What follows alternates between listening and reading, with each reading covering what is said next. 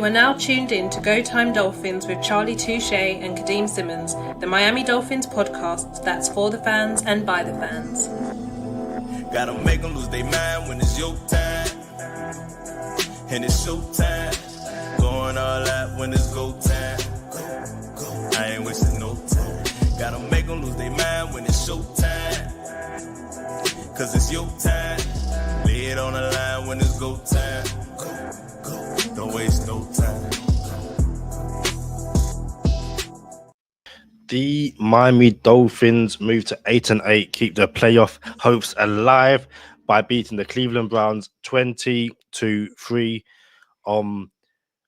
Just about with me is my co-host or the host of the podcast, Charlie Touche. Charlie, tell everyone what time it is. It's Go Time Dolphins, the Miami Dolphins podcast that goes not only across the pond, but across the world. I'm your boy, Charlie Touche. Got my co-host, Kadeem Simmons, with me. It's always for the fans and by the fans. Your favorite podcast, and official affiliates of Fanatics, where you could be a fanatic of your favorite franchise. Kadeem, I made it in time. No, you didn't. It started and the chair was empty. That's the opposite of making it on time. Listen, let us know in the comment, first and foremost. It is December 30th. We are days away from 2025, and yet Go Time Dolphins has the Christmas theme still up. For me, I don't think it should be here. I think we are past Christmas. We're looking ahead to 2025, but Charlie disagrees.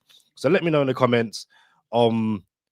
But yeah, it's the final episode before 2025, and we thought we would, end the year like we do, just bringing a new guest to the show to talk about this Browns. I'm not saying he's coming right now.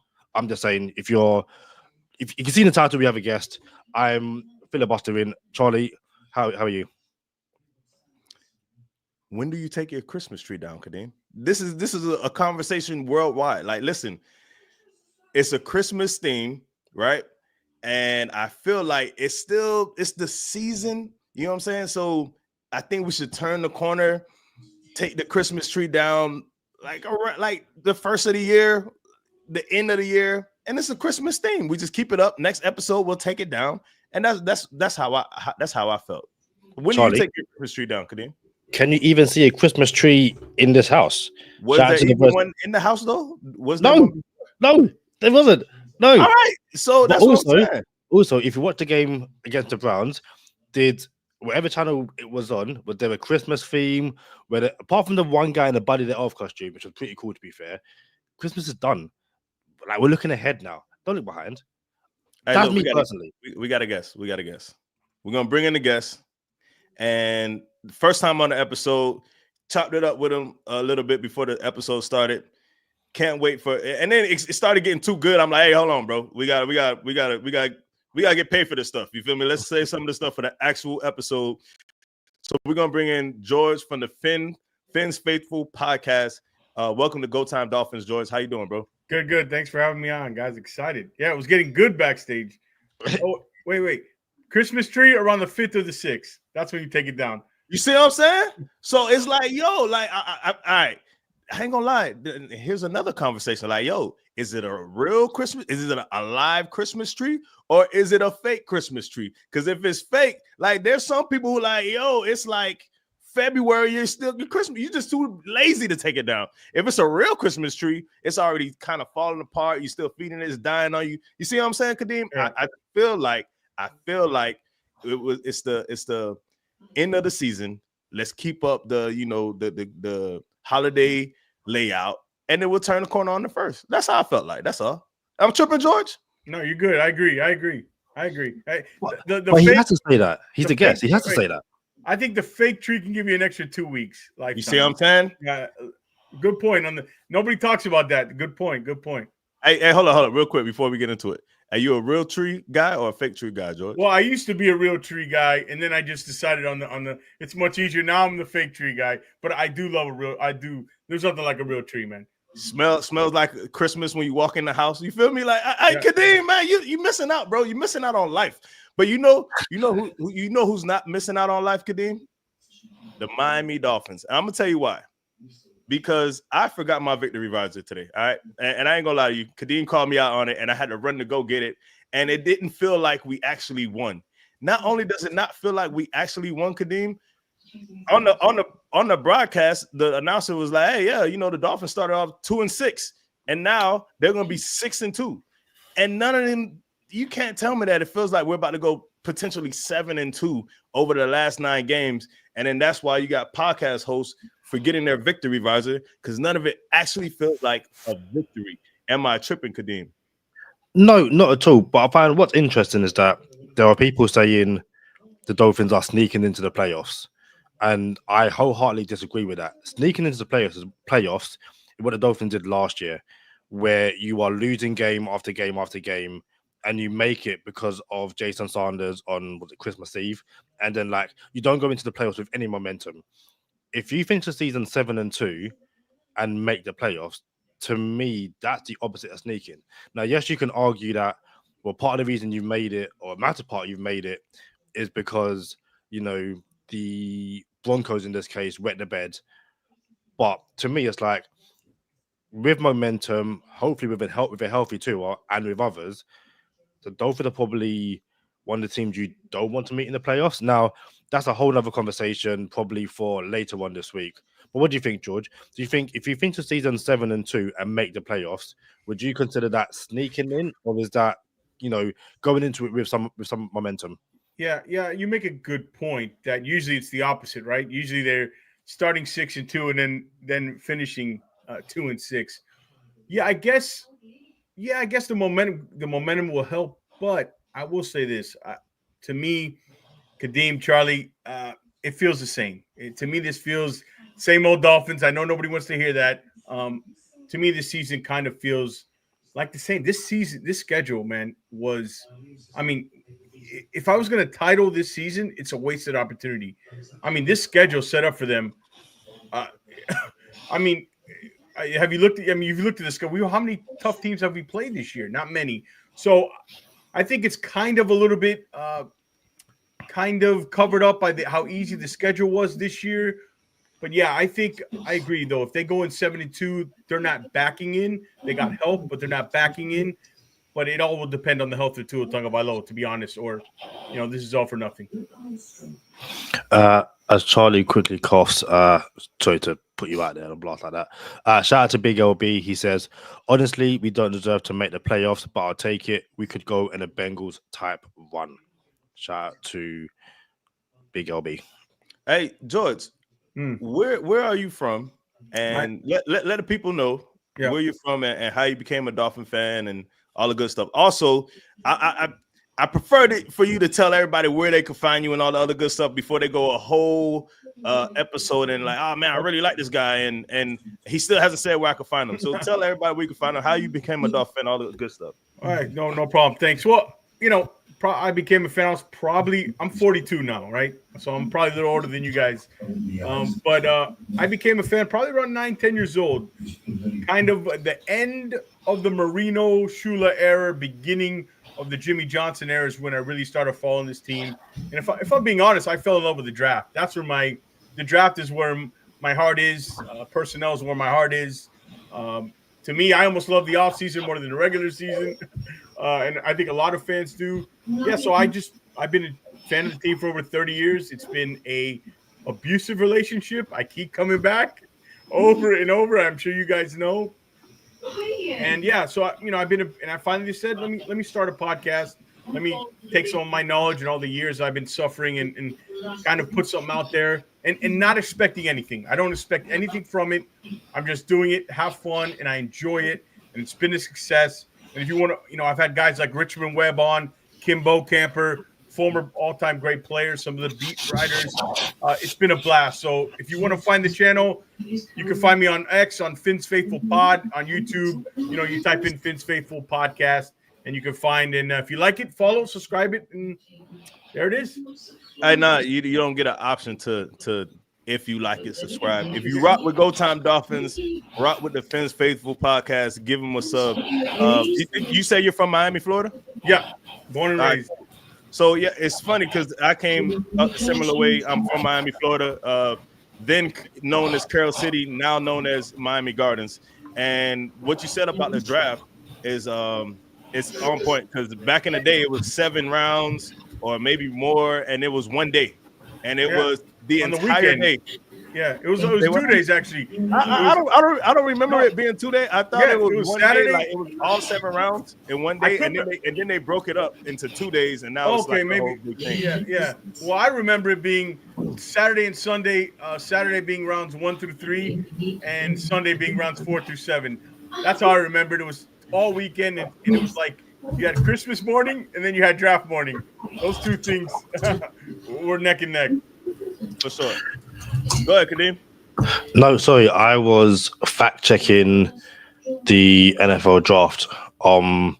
But as I am doing that in the background, the Dolphins beat the Browns 20-2. I'll start with you, Charlie. And I guess it kind of starts on Saturday night when it is announced officially that Tua has been downgraded to questionable. Now, what's interesting is social media, I feel like went through the 7 stages of grief. So there are a lot of people saying this makes no sense. This injury's come out of nowhere. If you follow the injury report, or if you watch Go Time Dolphins on the preview episode, it was clear that he was on the injury report. Both Wednesday and Thursday, he was limited with hip injury. That wasn't news. People didn't quite know when the injury took place, but what was interesting is that social media convinced themselves that it was the Dolphins basically trying to cover their backs. So if they are officially eliminated on Saturday, which was a real possibility, they were going to say Tua is out. No point in risking him, is what it is. When the Bengals beat the Broncos, social media was like, Tua's good. Tua's going to play tomorrow, all that kind of stuff. And watching social media slowly realized that no, this wasn't the Dolphins covering their back, that Tua was legitimately injured. You then get the whole Tua's unreliable, he's soft, all that kind of stuff. So Tua doesn't play, but we know that through various players and Mike McDaniel, it wasn't because of him. Tua would have played if they allowed him to. Mike McDaniel has come out and said, we basically didn't play him because the trainer said it's probably not wise. He can't protect himself. The limited movement, all that kind of stuff. So I'll start with you, Charlie. What were you thinking Saturday night, and then throughout the game? You know, what's going through your mind in that Dolphins now we know is a victory? If there's anything you can take, if there is anything we can take from the Brian Flores era and Tua, the mishandling of Tua when Brian Flores was the head coach, it is the fact that when Tua says he could play, he can play. If the organization says, nah, we don't want you to play, let's not be surprised that Tua is not playing. I.e., Flores sits him, Jacoby Brissett wets the bed against the Ravens, Tua comes in relief and beats the Ravens. And all of a sudden it's, oh, well, if Tua could play and he was healthy enough to be a backup, why didn't he play from the beginning when he came back in the game and won us the game? So that's off the top. Secondly, I was just like, and I'm not on social media like that, but I was just like social media. I like, oh, they're protecting themselves, and if we're eliminated, then they're just gonna hold all the starters out. And if we're not eliminated, I'm pretty sure everyone's gonna play. Turns out that was not the case. Then it came out like you said, and this is an actual injury. My thing is, Kadeem, I think he got hurt in the dive, bro. The dive against the Texans. You know what I'm saying? So we were on this podcast, George, and we were like, yo, you got to protect yourself more. And Tua doesn't protect himself enough. And he's the face of the franchise. And once he goes down, the whole city goes down, right? So in his defense, it is safer to dive head first if you're going to actually dive and not take any contact. But he took two players right there. Like they sandwiched him. It was like the Carson Wentz torn ACL on the goal line hit, right? So that wasn't him protecting himself. That was him being a little negligent, if you ask me. What you think, George? Yeah, it's funny you mentioned that because it's hard for me to watch a Mike McDaniel press conference, by the way, but I watched it. I watched it today, and he caught himself when he said where he injured him. He said kind of like running for and he said, "Oh no, outside the pocket." It was very clearly that play versus the Houston Texans. And what happened apparently is he re-injured it. He said on a hit at the 50-yard line on the San Fran game. So that's what aggravated the injury. But here's the thing. You mentioned Saturday night when it all broke. Yeah, it was confusing, right? Something didn't smell right to me. But the fact that the Dolphins were going to change their status medically on Tua Tagovailoa based on if they're going to win a game or not is ridiculous. Look, I don't question Tua's toughness. I question his durability, right? And that's a whole nother question and something that we got to talk about because it's obviously an issue here, whether you are a fan of Tua or not. But the fact that they would risk him all of a sudden of kind of for not listen to the doctors just because a game was won on Sunday or Saturday. No, they knew he wasn't playing. He wasn't playing no matter what. But my first question was it related to the old hip injury in college? Apparently, McDaniel said it wasn't today. He said it was a separate issue. But if you're asking me, I don't know if you want to. It's another question. Is he playing? Is he playing next week? I think it's 50-50, man. I really do. Hey, so Kadeem, I'll let you answer your own question, the question that you gave us, and also can you go into what happens if Tua doesn't play this weekend coming up? Shout out to Finn Correct says, what's up GTD, let's go. Shout out Cap for Life, he says gentlemen, then adds George, all caps. Yeah, bro, collaboration is in full effect. So I was doing Saturday night. I didn't watch the Bengals Broncos game. I decided to get an early night. Is what it is, pregnant wife probably should start getting some early nights. You know how it is. Yeah.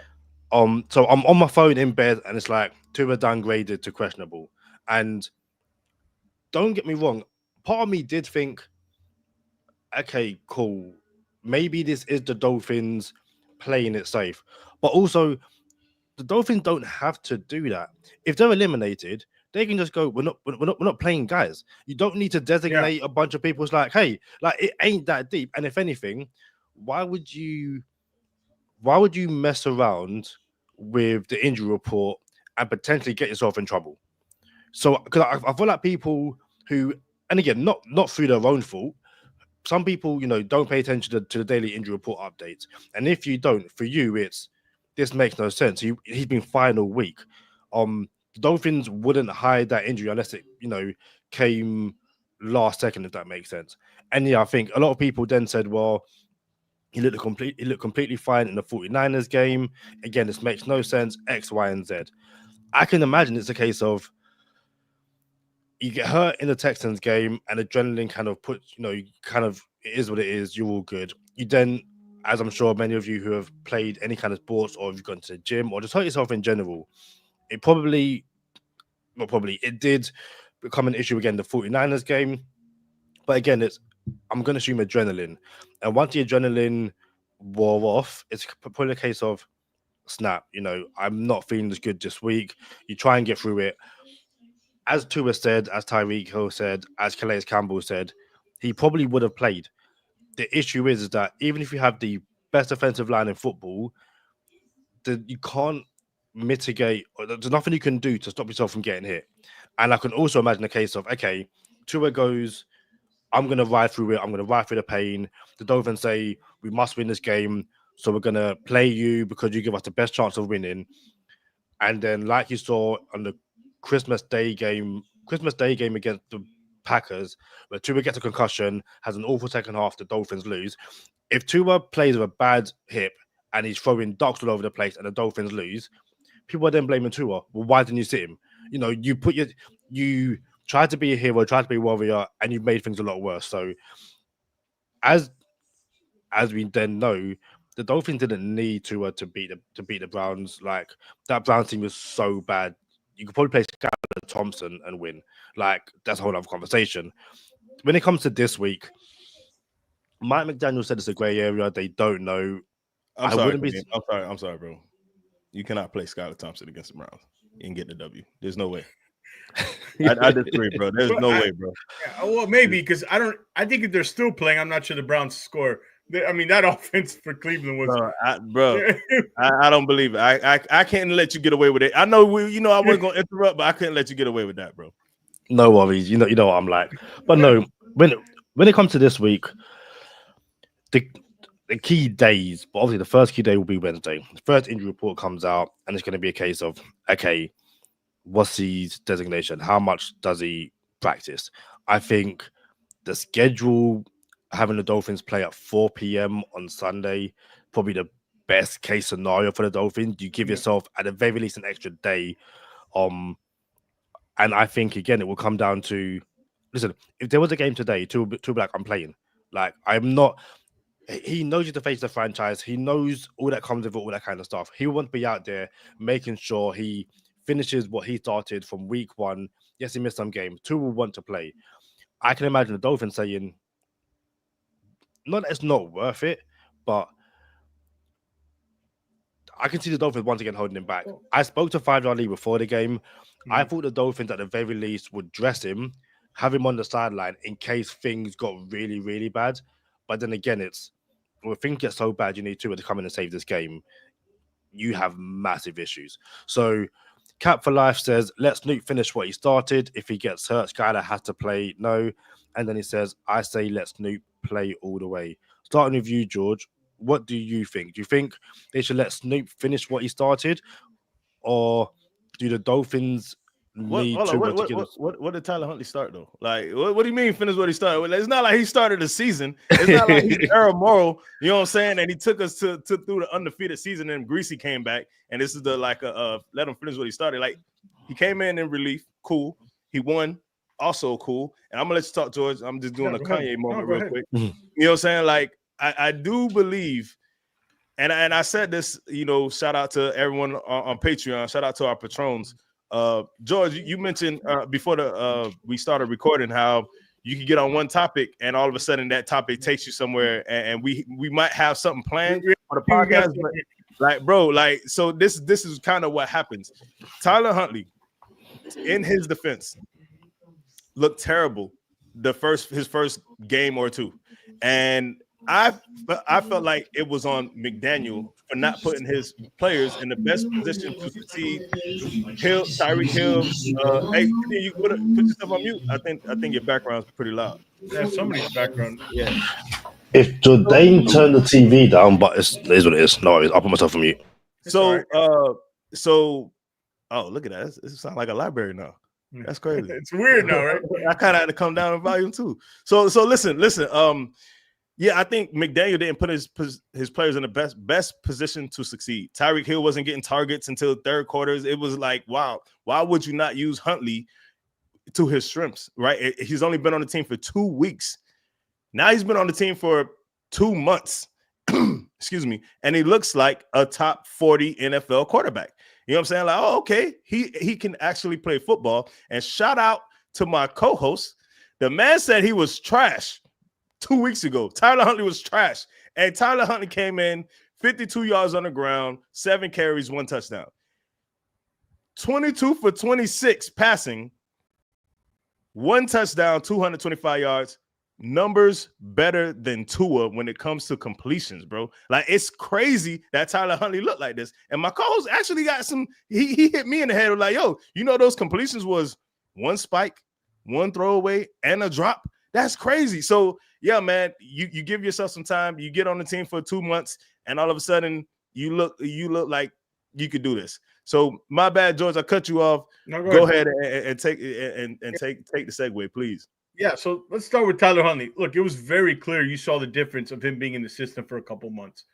I think McDaniel mentioned as well. You kind of saw a lot of throws that Tua makes, the stuff down the middle.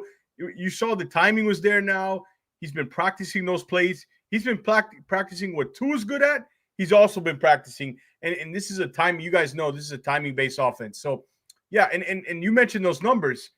I'm going to ask you both this question. If Tua had those numbers in Cleveland, what would we be saying right now? 7 carries for 50 yards, 22 of 26, quarterback rating of 115. Now, let's bring it back down to earth. It was against the Cleveland Browns. And yes, if Tua is medically cleared to play, your best chance to win, without a doubt, is Tua Tagovailoa. Snoop goes back on the bench.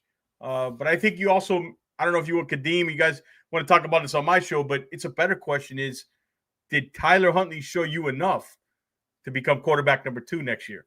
Or do you need to see more? Hey, we're not gonna answer the question. You got to go to the show. You got to listen. Kadeem is going to the Fins Faithful podcast after this episode. Y'all have to go to the Fins Faithful podcast and listen to the response to that question. That is what you call a cliffhanger in the business. So, and again, listen, you can only beat what's in front of you. I'm in no way going to downgrade or downplay Tyler Huntley's performance against the Cleveland Browns on Sunday. It was a very, very good game. But is he still trash, Kadeem?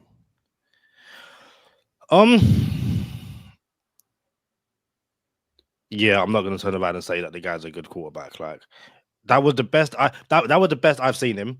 I think there's something in between good quarterback and trash though. Like, yeah, if you're not a good quarterback, I don't think that makes you trash, or vice versa. No, but I also think, like, as George said, if the Dolphins and Browns were still playing now, I don't think the Browns would have scored yet. Like, that is a very, very, very bad Browns team, and I'm glad that the Dolphins were able to go in there and do what they needed to do. The score at halftime was 6-3. Like, and again, that's not all Tyler Huntley's fault at all. But I think if Tua plays that game, the Dolphins put up 40. Or I would expect Tua to put up 40. Mr. Finisher says, I really feel that we might have lost the game last night if Tua played. Tyler carried that offense in key moments of the game. I don't know, I don't know if he can sit here and turn around and say that, but I'm going to take him for his word. I'm hoping he's joking. I don't think David Iglesias is joking when he says Tua is trash, got to go. You have a few comments. I'll get back to you guys in a sec. Cap cleared up what he said earlier. He said he started a winning game streak while Tua was eating chips on the sideline. McDaniel and Tua said it only takes one game for a run. Their words, not mine. Finn Correct says if somebody is in the booth telling McDaniel to throw the challenge flag, 2 words, LASIK surgery. Cap for Life says if Tua can't go all hands on deck, Snoop looked good. If Snoop wins on Sunday, McDaniel will have made the playoffs with back-to-back QBs in 3 years. LB asked, why doesn't McDaniel implement Huntley in some plays when Tua is healthy, like the Steelers do with Fields? And then to the question from Go Time Dolphins, which is Tua the long-term answer for Miami? Let us know in the comments what you think. I want to ask you guys that just now. But yeah, shout out to everyone who have joined us in the comments. If you are new here, or if you are a Go Time Dolphins listener and subscriber, make sure you go and follow the Fins Faithful Pod. The link is in the comments. I'll be over there in about 25 minutes. But yeah, George is a great guy. First time on the podcast. I'll be on his podcast very, very shortly. Kadeem, the fantasy football championship we just entered week 2 of the championship. I played the average white guy, championship Chuck versus the average white guy. He only has Amon-Ra St. Brown left, and I am up 68 points. I like my chances. I'm feeling real good right now. I'm about to come home with my first Go Time Dolphins championship. Fix. Tell us about the Fantasy Game Day app. So, as you guys know, if you're in the UK, DraftKings has left the UK market. You cannot play daily fantasy sports with DraftKings, but you can with the Fantasy Game Day app. And using the code GTDFF, you get 3-second entry. That is code GTDFF for 3-second entry. If you want to play daily fantasy sports in the UK and UK only, head on over to the Fantasy Game Day app and support Go Time Dolphins with promo code GTDFF. So you asked the question, Kadeem, and I think that question is always going to be there. I kind of wanted to talk about something pressing, like right now, like Calais Campbell. And Calais Campbell has, I don't know if he has a decision to make, but there is a mutual understanding between Calais Campbell and the Miami Dolphins that the Dolphins will grant him a release so he can go play for a contender in the playoffs if he so desires to. And the Dolphins can also say, hey, we really think we have a good chance at the playoffs. We will want you to stay with us. I was talking to someone, a friend, affiliate of the podcast, and I'm telling you now, I have no problem. No, not even the slightest of qualms. If the Dolphins said, hey, Calais, you did right by us. You never played for the Dolphins before, never had a relationship with the team, came in day one and put a captain patch on your jersey.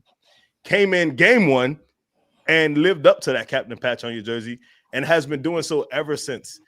If the Dolphins say, and if I'm telling you now, if I was the Miami Dolphins, I do believe there's a chance we go to the playoffs. But I think there's a chance like, yo, we could do right by Calais Campbell and just grant him a release. Like, hey, bro, like you took care of us.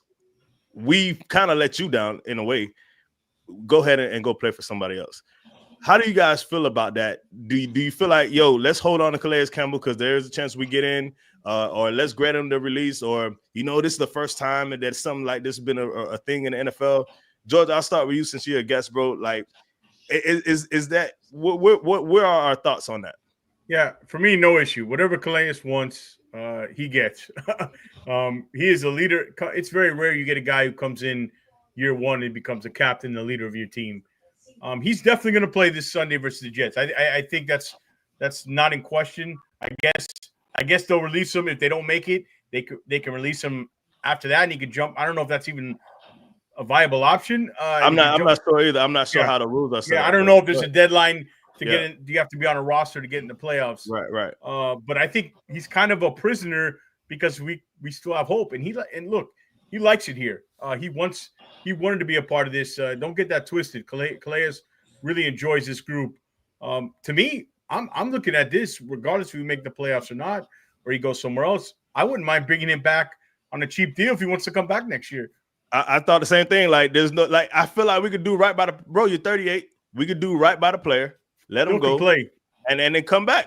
Like, and shout out the friend of the podcast, William Hayes. It's like William Hayes was playing the best football of his career before he got that injury against Derek Carr. You know what I'm saying? So it's like some people is in the water. The older you get, the better you play. It's crazy. Go ahead, Kadeem. So yeah, I don't know if it has happened before. I'll be very interested if the NFL turns around to the Dolphins and say, you can't release Calais Campbell now. Yeah. And or you can, but he can't sign for another team. That's going to be very, very interesting. I think there's got to be rules in place for that, though. I don't think it's just So what we don't know is what is the rule? Is it you can't play the 18th week and then go to a team, or you have to be released before you play the 18th week, something like that. You know what I'm saying? So yeah, I don't think it's one of those things where it could be arbitrated by the commissioner. Yeah. But I can also imagine it's probably one of the situations which hasn't really come up in the past because, listen, no team is going to have a star player in their prime and say, hey, do you know what? We're going to release you to go win a ring. That's not going to happen. And realistically, players at the back end of their career kind of like, hey, if I don't win a ring, I'm not leaving this team. Like that doesn't really happen. So, yeah, I can imagine if it's allowed, they top it next year. I can imagine it's one of those because again, let's say it's allowed. The Dolphins release Calais Campbell and he joins the Ravens, and the Ravens win the Super Bowl, and that's because Calais Campbell makes, at the very least, one game-changing play. Other teams are going to go, you can't do that again.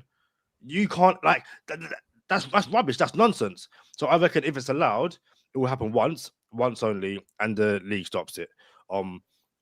I just feel like you said it in the same sentence. Like, no big time player, they don't do that for big time players. Deontay Johnson is a pretty good receiver. He just went to the Texans. Somebody said Deontay Johnson might be AB, but with like lesser skill.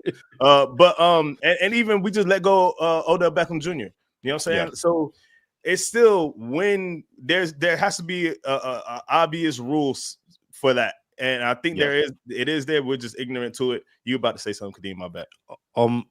No, the other thing was, I also think I can imagine if they do let him go, he probably come back next year and it's like, hey, if anything, I'll do the exact same thing again. Because a source has told Go Time Dolphins that Campbell wants to retire in Miami. That's what we've heard. So it could be a situation where he goes, listen, if you allow me, if we come to an agreement and I can go and potentially try and win a ring this year, I'll just come back next year. Because that team, they might want to keep him. But he's like, no, I've given my word to Miami that I'm going to go back. Essentially, it's a loan. I know in the US you don't have the loan system, but in the UK in our sports we have loans, so you can loan a player for 6 weeks or 6 months or whatever it is. So again, it'll be interesting to see what happens. But I think shout out to Cap. He says keep Calais Campbell, bro. If he goes elsewhere to win, that'd be the smartest thing this front office has done in the 5 years. If we can make it, I want to see it. I want to see Calais Campbell make it. Robert Ashton says, hi guys, sorry I'm late. You may have already covered it. But Tua isn't the long-term answer. Good QB, but not the answer. And as Mr. Finisher says as well, if we just paid Tua a long-term contract, why are we still asking the same question about him now? Obviously, there's a problem with that decision this organization made. What I will say as well, I don't think this is a problem that only the Dolphins have. I'm pretty sure that the Jags are having the exact same conversation about Trevor Lawrence, which is we paid you a lot of money and you've regressed, you've been injured, not exactly his fault. But I think it's one of those things where it wasn't, it was. Shout out to Nick Hicks from Perform. He basically said if the Dolphins let go of Tua, it will be a Drew Brees situation, or once again. And I think there's a lot of Dolphins fans who, even if you don't like Tua, they've all, not all, but some have said, what will happen? Tua will go elsewhere and win a ring. Because that is the most Dolphin thing to happen. The Dolphins let him go because injury concerns is what it is. He goes elsewhere, wins a ring, and it's like, you should have kept me. I got a question for both of you. George, you can answer this first. We are on the precipice of D-Day in Miami, where it could go all bad at the end of tomorrow. Or Sunday, I said tomorrow. Where we just paid the coach, we just paid the quarterback, and then we blew up the front office. Coach gone, quarterback gone, Chris Greer gone, general manager gone. Everybody's gone, right? It's a possibility. I don't think it happens. It's a possibility, though, right? Or one got to go, right? And that's the episode we're going to be having really soon. One got to go.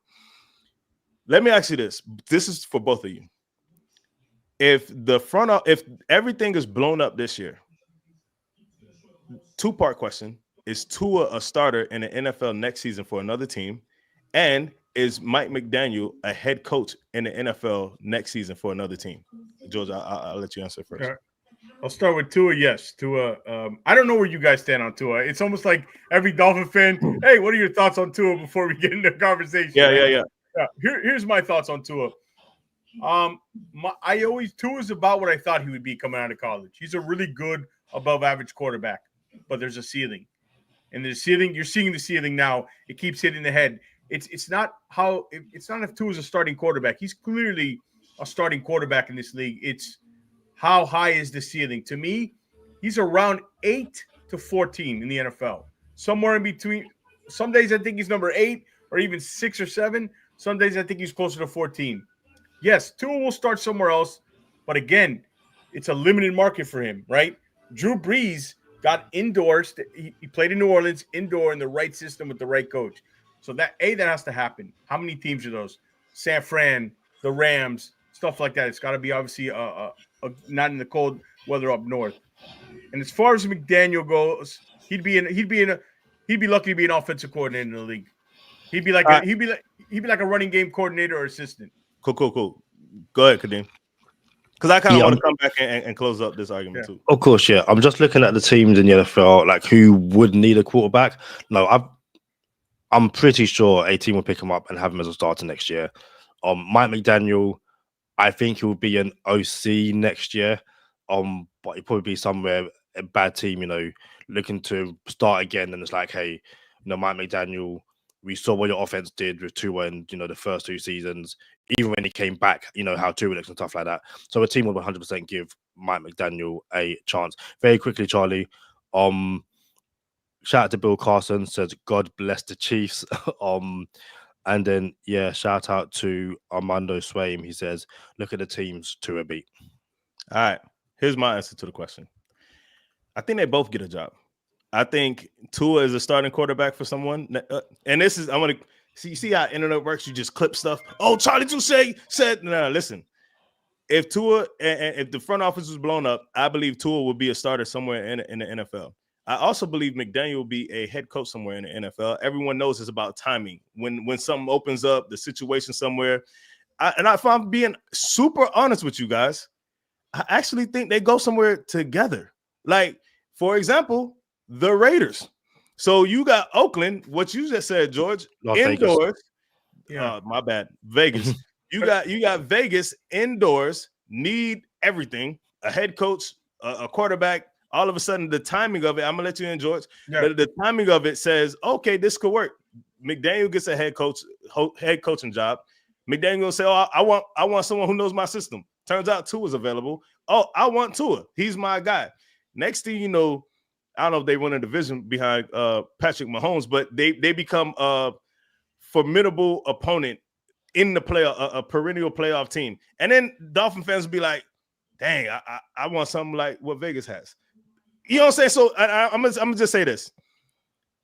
It was only a year ago we had the sexiest offense in the NFL. That was it. It was super sexy. Everybody like, yo, these boys are a problem. Although we weren't beating the teams we were supposed to beat, we still put up 70 and had the top 5 offense in the past 2 years. Even this year, we had the worst scoring offense in the league, and then we had a top 6 offense in the league in the past 8 games. So it's like, bro, there's truth there. So I actually do believe you say you don't know where we are on Tua. I think the more people talk, the more you find out where they are. But at the same time, I'm pro Tua for sure. I think as a lifelong Dolphin fan, I can't tell you the last time we had a sexy offense like this. You know what I'm saying? Or just even hope the way we had it. And then, you know what, bro, we could win a division. And then we lay down and we don't win a division last year, right? So, man. So I think it's a thing of patience, bro. I think, this was unfortunate. It wasn't supposed to happen like this. And we our window has been put in jeopardy. You know what I'm saying? But go ahead, George. You were going to jump in. Yeah, you were talking about well, it's funny you just said that. Now I just had another thought as you finished. Do you guys think that this team, this rebuild, has reached its peak? No, I don't think so. Okay. So that's another question. And by the way, I'll tell you this. I think there's 0% chance Mike McDaniel's leaving. I think Tua, I think they're a package deal, McDaniel and Tua. Yep. I think they're together.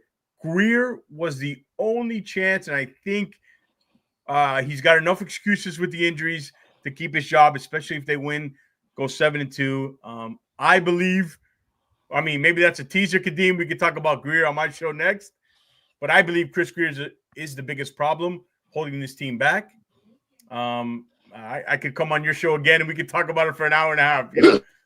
But we'll talk about that. But yeah, I just think this team has reached its ceiling with McDaniel, Greer, Tua, the trio. I think the ceiling has been reached, and those 70-point days were over with. Teams have kind of figured it out. Now they countered, and they got to kind of build a roster that can run the football. And I will leave it at this. Tua's a really good quarterback that needs really good personnel around him. And that's not a knock on him.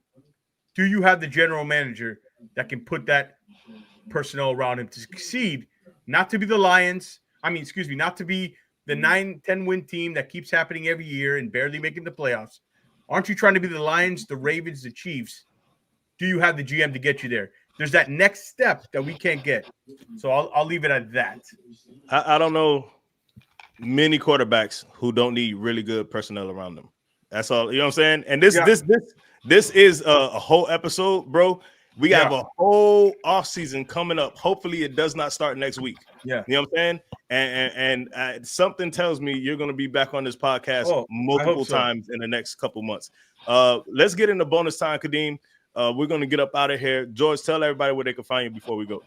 Yeah, you can find me on the Fins Faithful Pod on X. You can find me on YouTube. Just type in the Fins Faithful Pod. Come on over. Join me. I'm going to have Kadeem on. We'll talk some more subjects like Greer and is Tyler Huntley showing you enough to be quarterback number 2.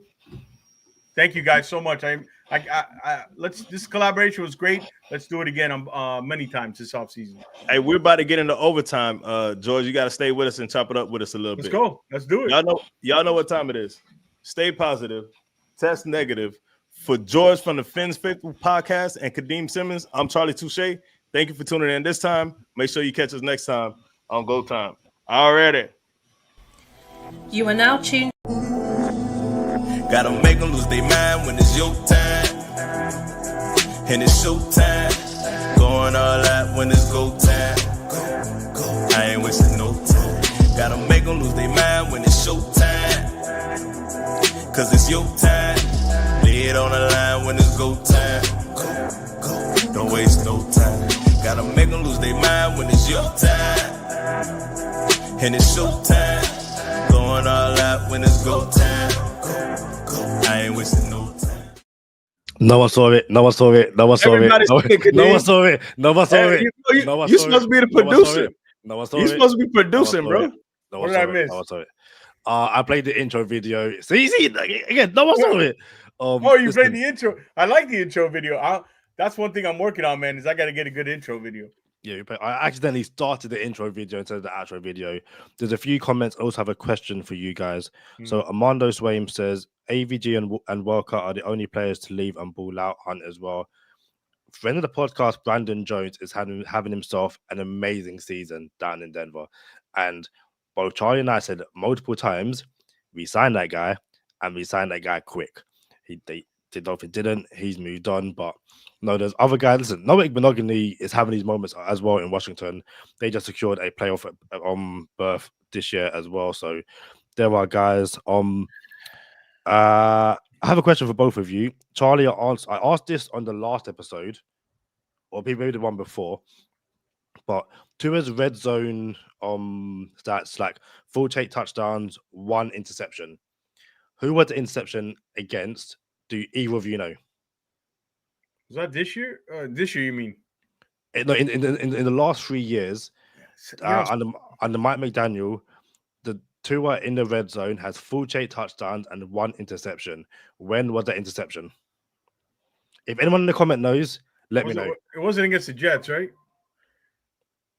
Is that your answer to the Jets? Like, I don't know.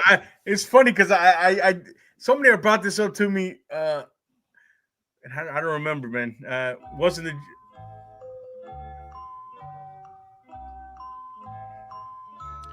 Hey, can I get a lifeline? Can I get what conference the team is in? NFC. Oh, never.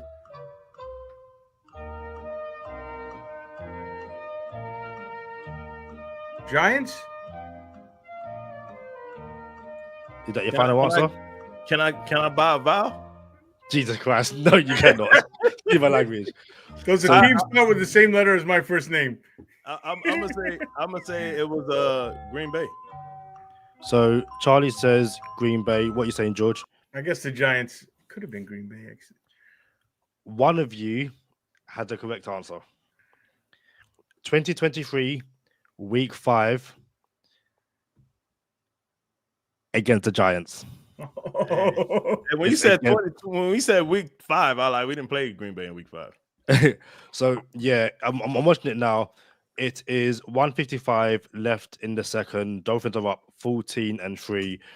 Tua in an empty backfield from the 4-yard line. Snaps, looks at Tyreek Hill. The pass is tipped into the air by a Giants player. And then I don't know who 27 is, but he runs it back for a pick 6. I know it was a pick 6 though. Yeah, that's where my pick 6 came with Green Bay on Christmas, but I knew that wasn't inside the 20. So I was like, that's crazy. So Tua, when it's on, man, when everything's right around him, he's a surgeon, man. There's no doubt about that. And I think that's where, people are saying to get rid or do all this kind of stuff. So yeah, it's crazy that his 1 interception under Mike McDaniel is a tipped pick 6 in a game which the Dolphins ultimately end up winning 31-16. But yeah, again, partly my fault, our fault in general. I can't stay for too much longer, neither can George. And we're heading over to the Fins Faithful podcast. Charlie, you got anything else before we head up out of here? I gotta say this, bro. The Miami Dolphins are 5th in total defense, 9th in scoring defense, 9th in passing defense, and 9th in rushing defense. Bro, when I read that, I was like, there's no way. Like, there's no way we have the top 5 defense. There's no way. Like, and I'm like, you know what? This has to be a down year for defenses. It has to be. If our defense is top 5, it has to be a down year for defenses, bro. Because I can't watch this defense and say top 5. Not to cut you off, but I think a lot of it has to do with the opponents and the offenses they played this year. I think a lot of it. I mean, just look at the schedule and look at the quarterbacks they played. What I will say to that very quickly is the way they shut down the Rams on prime time. Oh, that was impressive. That was their best. To me, that was the most impressive. Yeah. They've definitely had their moments, and I think, you know, they haven't given up a single 100-yard rusher all season, which is very impressive. But I do think they have played some trash quarterbacks or teams, you know, at the very least, like the 49ers, when they played them, were banged up. It is what it is. But it also is a defense that gave up 26 points to the East Rutherford Paper Planes. Listen, I'm gonna let y'all out of here on that, because now the Anthony Weaver conversation has to be different, because he did this without a D line. You know what I'm saying? With his 2 best players injured. So that has to be a conversation now. Like, all that, do you move on from Anthony Weaver, one and done? Like, I think he has to come back now if that's the case. But y'all boys get out of there, man. We gotta go. You know, I got a 12-hour shift I gotta get into too. Charlie has a 12-hour shift. I have a date with the Finn's Faithful podcast over on the channel, and we are back. Is it New Year's Day, Charlie? Yeah, New Year's Day. We are back New Year's Day, first of the year, first episode. Hey, Kadeem gonna be slurred again, boy. Kadeem was on it that one episode, throwing up on the podcast. Like, that was crazy. That was Dad's Bad Chicken. Listen, we will see you. We will see you New Year's Day, guys. Thanks, guys. It's been an amazing 2024 for George. Listen, we have loved every single episode. Thank you for working with us this year. Look forward to seeing you next year. Until then, peace.